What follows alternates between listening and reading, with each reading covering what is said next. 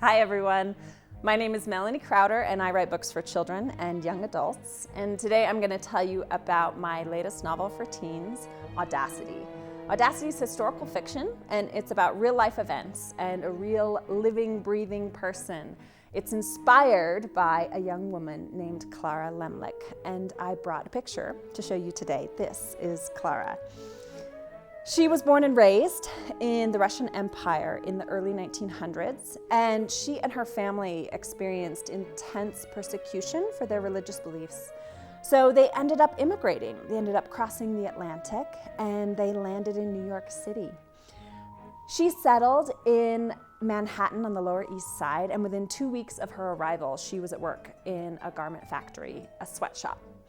Now, when we think of a workplace, we think of good lighting, adequate ventilation, we think of windows, we think of exit signs over the doors, fire escapes, fire alarms, we think of laws that protect us from sexual harassment, from discrimination, that give us things like overtime pay and a 40-hour work week.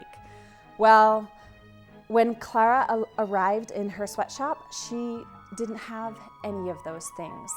She and the people around her were living and working in intolerable conditions.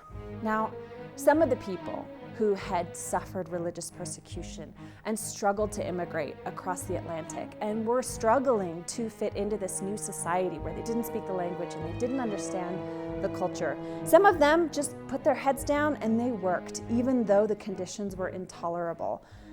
But Clara was different. Clara fought back. She was not able to just face that kind of discrimination and to see those around her suffering and to do nothing about it. So Audacity is Clara'S story, and I hope you pick up a copy and learn about her story. I know you'll be inspired by her, and I know that I am honored to have a part in sharing her story with you. So thank you.